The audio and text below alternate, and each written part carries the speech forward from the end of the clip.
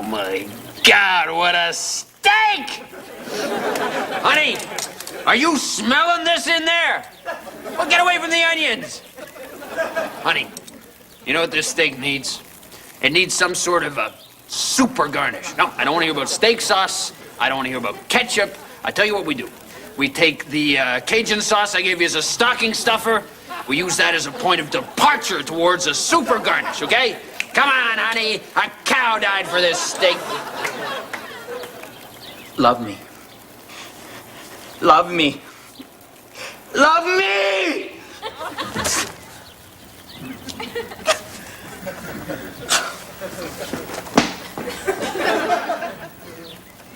Gee, I wonder what he wanted.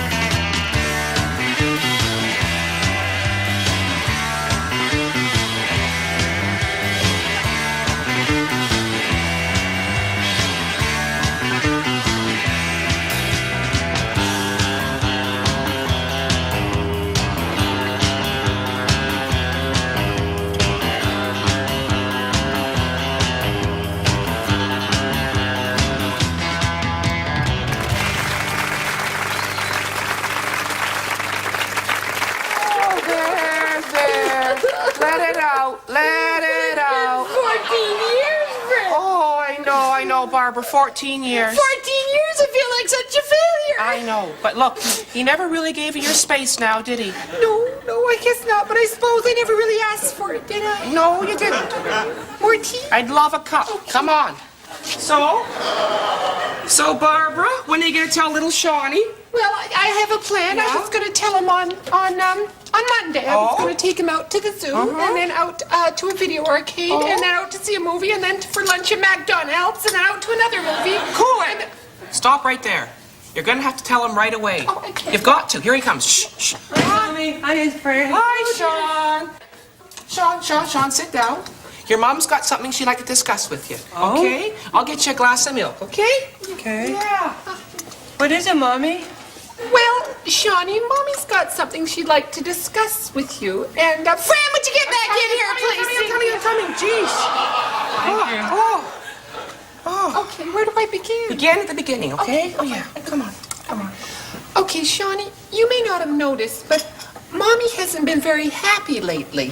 Is Mommy gonna leave us? Oh, no, Shawnee, bless your heart, come here to your aunt. Shawnee, bless your heart. Mommy's not. Barbara, your youngest is so young. Aren't they? Yeah. Okay. No, there's just going to be some changes around the house. Changes, sort of like a spring cleaning, huh? Yeah. Oh, you like spring, don't you? Get to run around with all the kids in your bare feet drinking lemonade. What kind of changes, Mommy? Well, just a couple of changes, and Mommy wanted you to know about them so that you wouldn't be confused when they happen. Yeah. Okay? Okay. Okay, now first of all, the changes are happening today. Today! And that's Friday. And you like Friday, don't you? Because that's the weekend. You get to run around with all your friends in bare feet drinking lemonade. Fran, would you shut up for a damn minute? I'm trying to talk to my child here. Well, I'm sure I'm sorry. Well, I'm sure you are. Go on. Anyway, the first change that you may notice is that Mommy's decided to change her hair color. That's what this is all about, okay? And Mommy wanted you to know that it's the same Mommy, only with a different hair color, okay? Mommy's changing her hair color? Yeah. Well, that's okay, I guess. Okay, good. That's good. And, secondly, after today, your father won't be living with us anymore. Daddy's leaving us? Yes, your father's leaving us. Is it because you changed your hair color? Oh, God, I need some more tea. Well, Shawnee, there's a lot of reasons why Mommy and Daddy aren't going to stay together, but I think the important thing for you to know is that he loves you.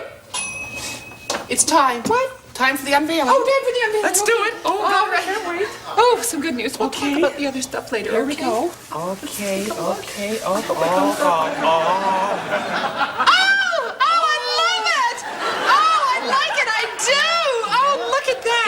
gorgeous. Oh, it's fun. It's Yeah, fun. yeah. Oh, yeah. I think I might buy that halter top. Yeah. What do you think, Shawnee? Do you like it? There's so much evil in the world. What, dear? You changed your hair to pink. Well, it's pinkish, Shawnee, but... Pink is a stupid color. No, Shawnee, come on. No, all my friends are gonna make fun of me. They won't let me in school. Your mother's a pink kid. Your mother's a pink kid. Shawnee, stop! Now, I'm sick of being criticized by the men in this family at this point. I want to move with Daddy. Moving with your... You're not moving with your...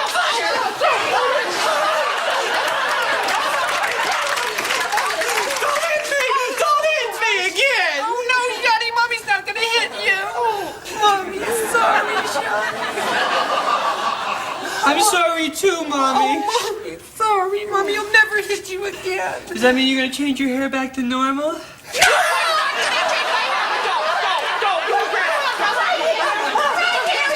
Stinky pink, stinky pink, stinky pink. Well, Stinky Pink cooks your dinners!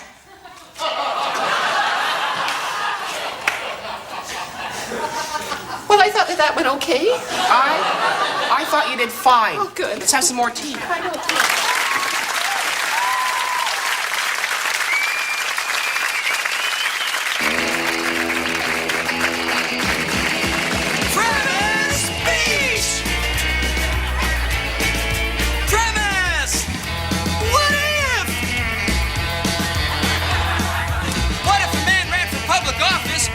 Shouldn't have bothered! Premise!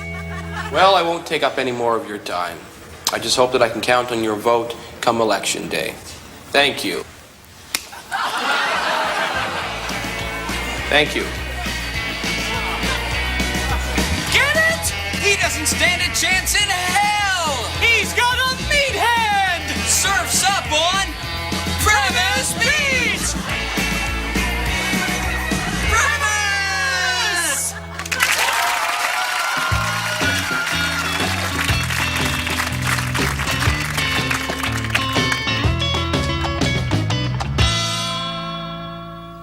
The biggest crouton I ever saw was this big. It took 3 guys to lift. So if you and your friend wanted to lift up this crouton, you'd still need another guy. That's how big the crouton was. The guy who owned it kept it in a shed wrapped in velvet. And if you wanted to see it, he'd take you there, but it cost you $15 cash down. And you had to be drunk. Drunk so you wouldn't know where he kept the crouton. They called him Old Darryl, even though he was only 18 years old. It's one of those names folks hoped he'd grow into. Sort of like Hank, you know. And Old Darryl loved his crouton so much that it worried his girlfriend, Hazel, a name that no one ever grows into. And one day she said, "You know, Old Darryl, I think you love that old crouton more than me." "Well, there's the door," he said. And at that, he motioned at a large hole in the wall that he intended to build a door into as soon as he got some tools. So, the fight ended in a compromise. He decided to buy her a humidifier. And as fate would have it, as they were out that night, some kids I guess about your ages, your sizes, smells, hair color, and ethnocentric background, were out in the midst of a rango-tangle devil-may-care spree, and they happened upon the crouton shack. They broke right in. They claimed they were looking for Mother's Day gifts. But I don't believe that. Because as soon as they saw that crouton, they had their little Swiss Army knives poised and started hacking away at that beautiful crouton just to garnish their selfish salads.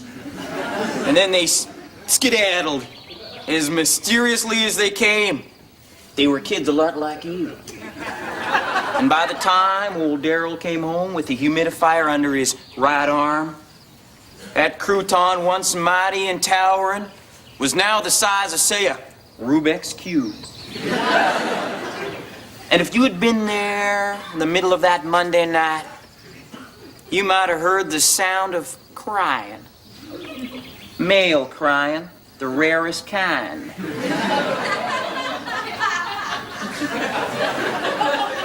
Nowadays, old Daryl, well, he looks his name.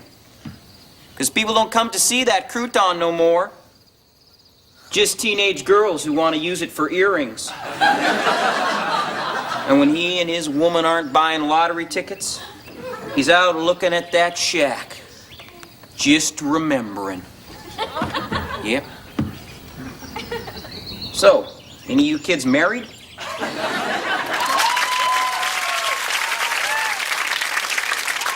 The next pole vaulter up is Minnesota's own Martin Bloomdale. He's not the highest rated pole vaulter here on the U.S. team, but we're sure, like all our athletes here at the Olympiad, he'll do America proud, and I think he's ready to go now. He comes from the lunge and swipe school of pole vaulting. That's where you... Oh my God! Ladies and gentlemen, it's my sad duty to inform you that the U.S. swimming team, which was on its way here to Tokyo, has crashed in an ocean, and there are no survivors. I believe someone is telling Martin now. This is a black day in sports history, but in the spirit of the Olympics, the event must go on. Bloomdale is known for his slow approach, but once he gets going, his personal theme song is Hop Up and Away. No.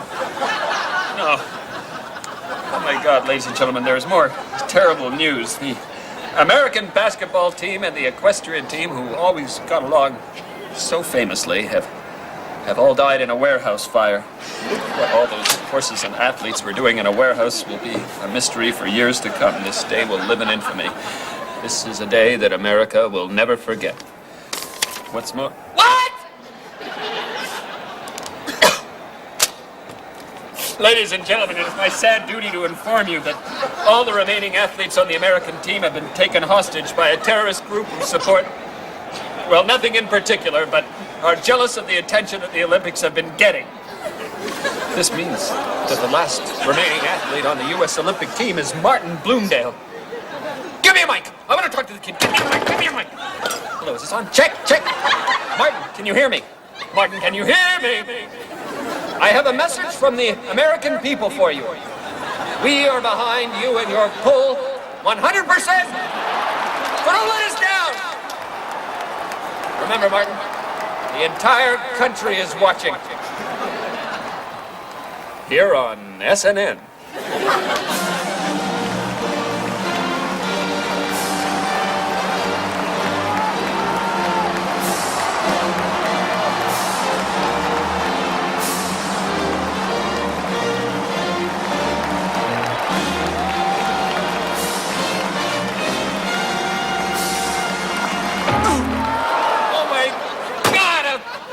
Olympic history. Oh, and the very last American athlete is down, hit by a shot put. And on the plus side, Thorgy Hatton of Finland has a new world shot put record. Today, America is in mourning, but Finland is applauding and cheering. Thank you, Finland. I love you. This is Jazzy Jeff Wharton signing off from the Olympics.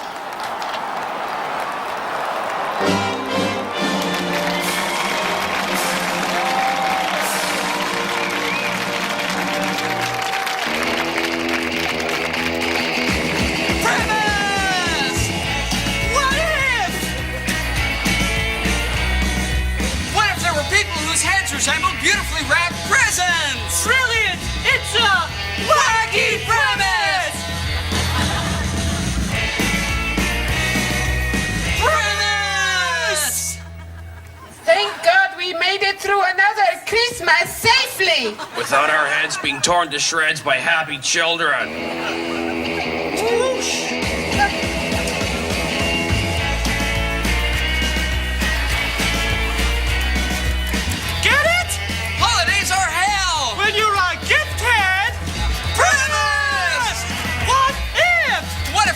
Had an unusual claim to fame! Premise! Well, this is the place I've been telling you about. That's really nice. So, What do you eat when you come here? Well, I'll tell you, if you're gonna eat here, you've got to try the shitty soup. Shitty soup? Oh yeah, everyone who comes here has the shitty soup.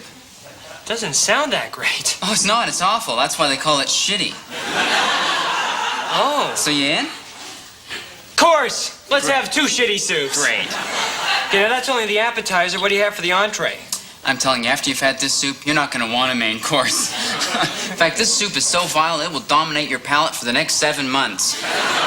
You may never want to eat again. Well, good evening. Hi. Welcome.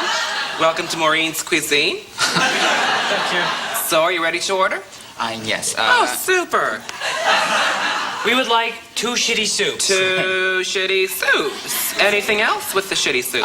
Just, water? Just water. Sure, Nothing yeah, else to sure. drink? Tea, sangria, cola, fruit juice, seltzer, spritzer? No, just, 2 shitty soups and Just 2 shitty water. soups. Okay, and water. Anything to drink afterwards? Coffee, lean 2 cake? shitty soups, That's please. Just 2 shitty soups. Yes, please. Yeah. Well, that's all it'll be then, won't it? Yeah. Okay. 2 shitty soups coming up. Thanks. What an awful waiter. What an awful actor. I mean, he really padded his part. I mean, in rehearsal, he had 2 lines. I know, he's just supposed to recommend the duck. And why is he playing it so gay? I don't know, but I'll tell you one thing. He'll pay for it in his tip. Choo-choo, here comes the soup tray. Here's a little caboose of soup for you, and a little engine of soup for you. Great, thanks. Okay, super. So enjoy the soup. Okay. Okay, I'll then. be over there. Yeah, all right. Boy. Well, tuck in.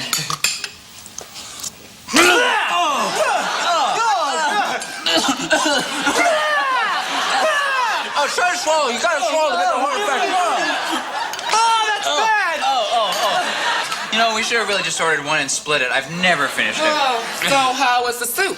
Oh, it's really terrible. Oh, Steve didn't enjoy it. Oh, no, that's great. excellent. Can we have our check, please? We're Oh, in a hurry. certainly. Here we go. Yeah, we're late for a pathetic play. Oh, certainly. Oh, I saw the plate. It's awful. Oh, yeah. I think you'll love it. Oh, well, thanks very much. Okay. Okay. Horrible Good soup. night. Okay, good night. And really lousy service. Such attitude.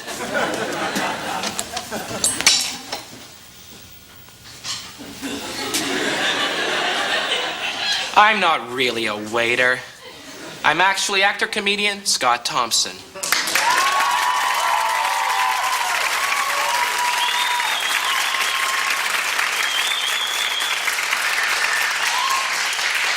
And yes, I'm the fag.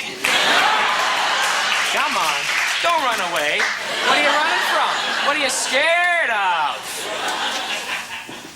As a gay entertainer, I feel a special responsibility to my brothers to portray them in an accurate and dignified manner. Yet I don't know. Whenever I play the part of a waiter and I walk out on stage and those lights hit me, I immediately begin to lisp. It's not my fault, it's a chemical reaction, really. One day, the character of the gay waiter will be a folk hero. But until that day, smoking or non,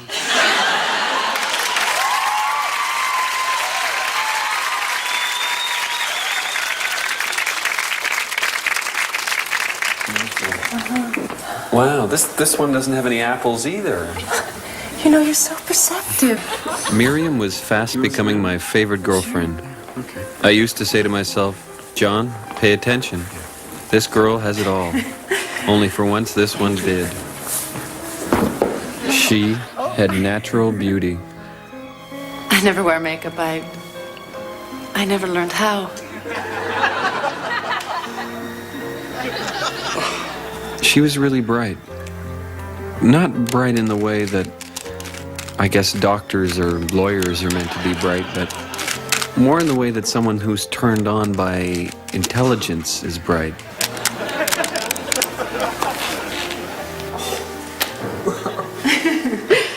Yeah. I really fell for her. Miriam, I thought, you're perfection. I dreamed I saw Joe Hill last night, alive as you or me. That's what made the change so painful. We both seemed to get timid or something at the same time.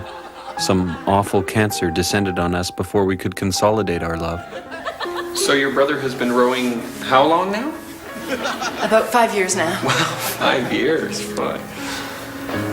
But he doesn't row competitively. No, not really. I just knew that the comfort was gone, and that we had become strange with each other.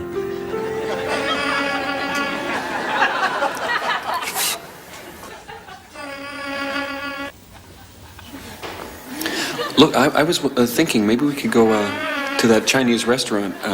We could go back there. I mean, we don't have to. It's been, a little while. But do you think would you like to go there? Is that a good idea? Yeah. Sorry, what are you doing there? What's that? What is that? Try it. I don't want to try it. Look, I'm sorry, Miriam. Did I say something to upset you? I'd like to know if I did. Would you just be straight with me? I mean, is that... I'm sorry. I didn't mean to grab you. Have a kiss. I've got to go. What? Miriam? What? I remember thinking, well, fuck you.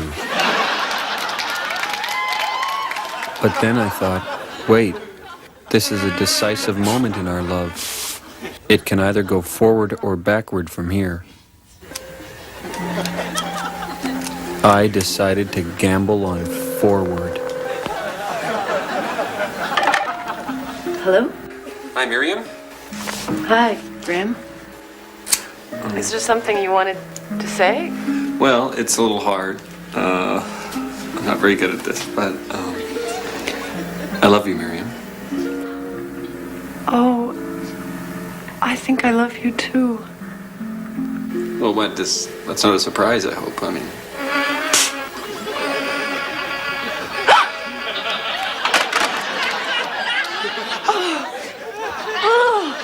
Miriam?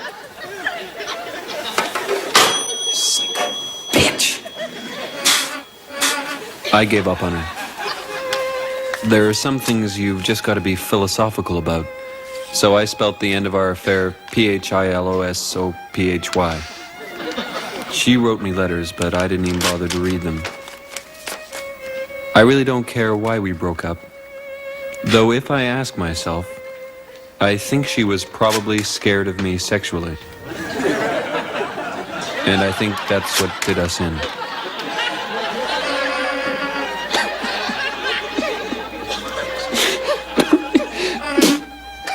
I can only hope for Miriam's sake that she found her way to some kind of therapy.